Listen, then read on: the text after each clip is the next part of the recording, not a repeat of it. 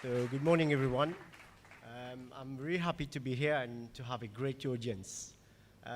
Actually, I'll just take the mic off and try to walk a bit. It's the first time I'm doing this as speaker. I usually teach actually in classes, or I lead my team to actually work on project. But it's the very, very first time I have an audience in front of me, and I have to talk to this audience. So if you would tell me how I feel now, I would rather be on the mat practicing my jiu-jitsu. I would rather be behind my computer or my laptop rather than being here, because it's quite stressful to be in front of an audience.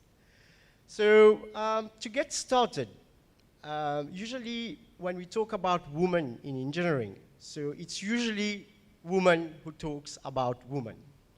But today we are going to do things very differently. It's a man who is going to talk about women. And the first thing I want you to do is I want you to close your eyes. Everyone, you have to play the game. So everyone, even in front of me, close your eyes. So while your eyes are closed, I'm just going to vanish from the stage and leave you all alone here. Okay. So now, while your eyes are closed, I want you to picture an engineer. You got it? You got the picture of the engineer? Not yet? Still thinking about the engineer? Okay, now just open your eyes slowly. Don't rush. Okay. Now let's do a little quiz. How many of you thought about a guy behind a computer? Raise up your hand. Okay, so the girls didn't raise it. That's good. That's very good. Only the guys raised up their hand. Come on, guys. There should be girls also. Come on. And how many, so I want to ask the second question, because most of the women didn't raise up their hands to say, hey, it's a guy. Okay, so now, the fact is, we've got less women working in the engineering field. Do you girls agree on this? It's a small yes. Small yes. And why is it? Why is it? Are you afraid? Hello? I'm here. Are you afraid? But when? Why then? Why don't you take the job? Why don't you engage yourself? Do you believe that engineering is a man's job? No? But why there's no woman in engineering? Why there is less women in engineering? So the fact is, again, when we look at the statistics, okay, I'm just trying to push forward my slides. Okay, you would see that also, even in the marketing materials, they generally talk about men. Even if you buy a product, you would see the men. If you buy a box of a network card, you would see that there's a guy fixing the network card, and it's not a girl. Usually, what they do is, how many of you has ever played with Lego? Yeah, you see, we just count. There's more boys raising up their hand to say they've played with Lego. And how many girls do you have dolls at home? Played with dolls? No girls? Ah, man, it's good. You need to have dolls. Very nice. I'm impressed. Usually what happens is we tend to give the image that girls play with dolls and then boys can build things. And this is why we give games like Lego, because it's more a constructive game. But girls, generally, it's more like dolls. And makeup. Do you have makeup? Do you play with makeup? Did you play with makeup? Never. But you are all pretty women, really dressed with nice makeup here. Right? So, yes, again, this is an illustration of what I see actually going on. We have less and less women in the field again. And why I tell you this is because when we advert for a job vacancy, I just recently had to recruit 2 persons for my team. In the interviews, I got about 15 male candidates, but only 1 or 2 girls. Just to join us. Okay, so you can see that when I go to university, which I don't understand, is when I go to universities, all the classes are filled with girls. And then, when you look for them, where are they? What happened? Where are the girls? And you know what? We would like to have the female perspective. We would like to have girls in our team. So, again, a statistic from Mauritius. I'm not saying that there is no female workforce. There is a female workforce. There is an increase, but it's not enough. It's not enough because we need more and more skilled people, and we need to have that female perspective. I've talked about dolls and makeup. I'll share something with you. You know why I'm so passionate about girls? Because I'm a father of a teenager. No, I don't have. Yes, I have my wife, but I have my daughter. And my daughter, you know, it's very interesting because usually at my time, when I used to go with my parents and I said something and my dad would say, "Hey, Denis, you go to the room. I don't want you to talk to me." But today, it's different. Today, these kids have always an argument. And the way I educate my daughter, there is no gender for me. Because at the age of nearly 16, my daughter is learning how to drive. I hope there is no police officers here, because we do it somewhere, but I show her how to drive. And she's encouraged to actually do things like boys. I don't tell her you have to sit at home, you have to watch films, you have to do makeup, and you have to do all these kind of things, but she's encouraged. Actually, she likes more playing with my IT equipment, my crimping tools, my laptops, dismantling the machines, and so on. So this is what she's interested in. Okay?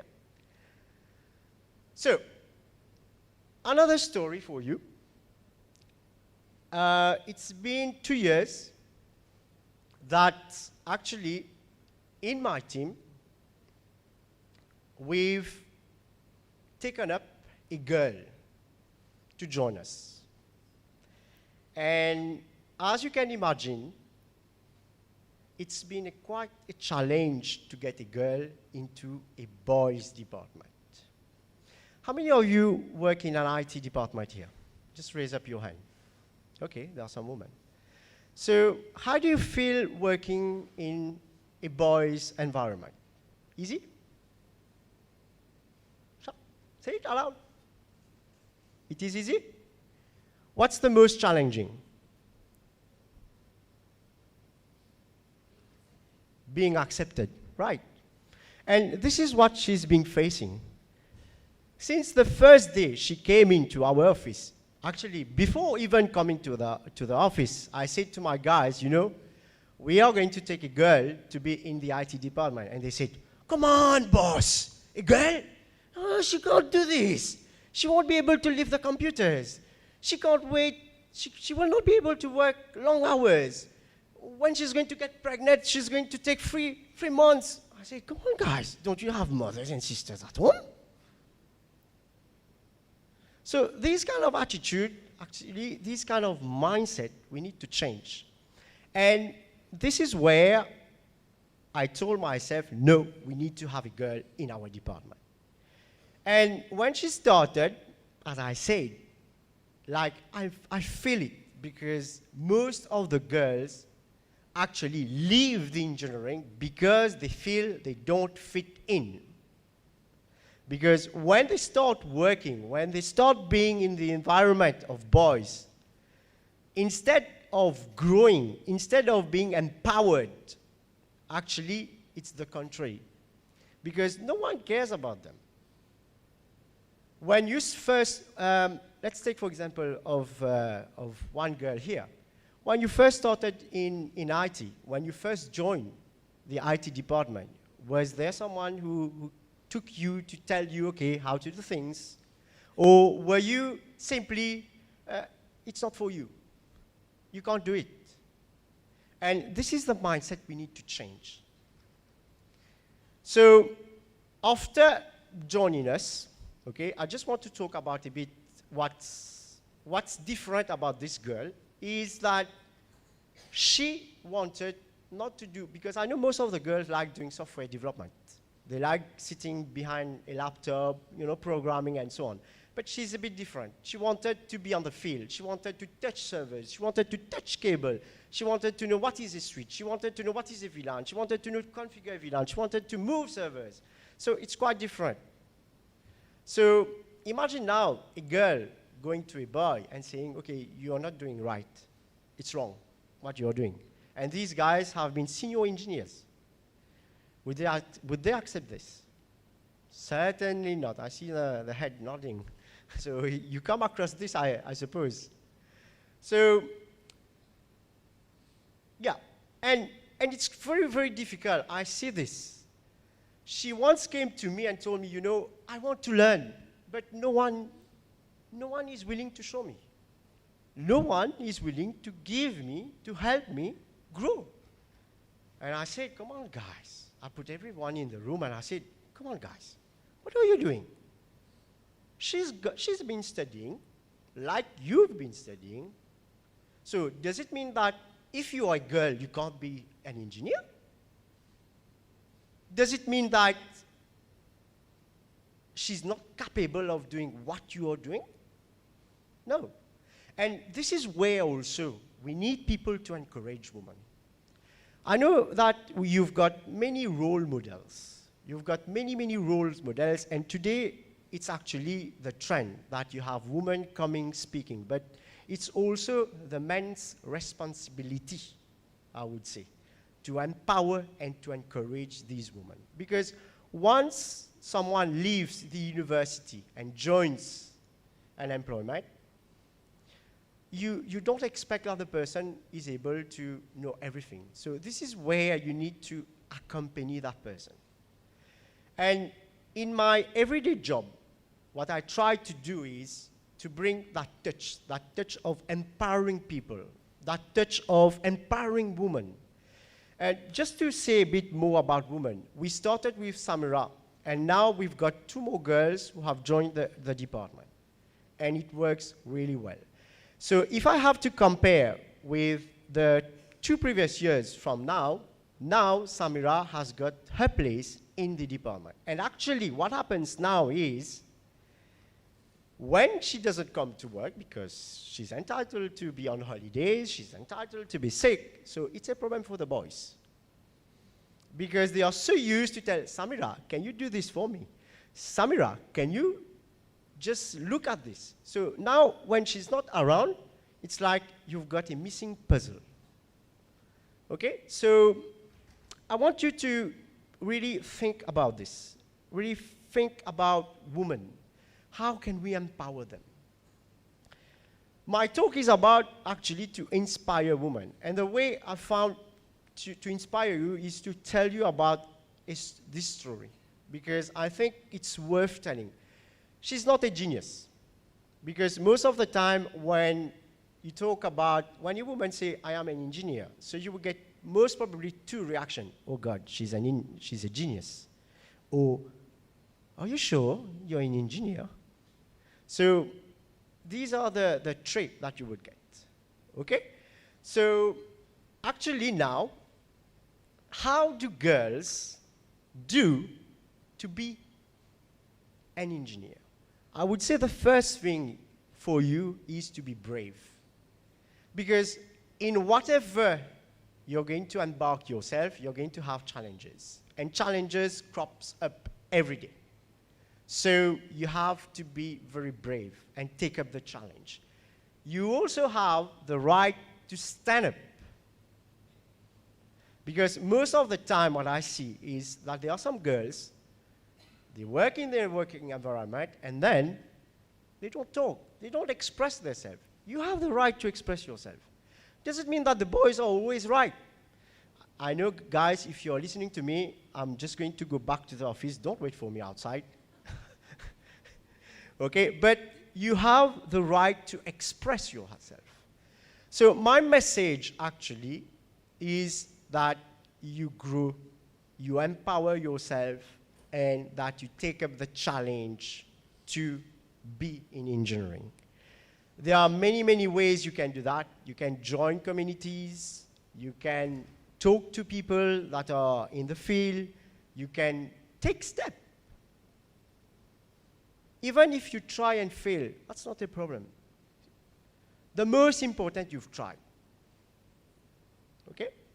So I'm just going to wrap up here, and I hope to have captured your attention, because it's really the first time I'm doing this with an audience. I said earlier, I'm really used to do classes. I'm really used to I'm quite comfortable in a class. I'm quite comfortable, actually, to be in my workplace, but today has been an experience for me. And I want you girls to be aware that we, as industry, we are looking for you. We are really looking for girls, because there is another perspective, another way that you see things differently from boys. So thank you very much. I hope to have captured your attention.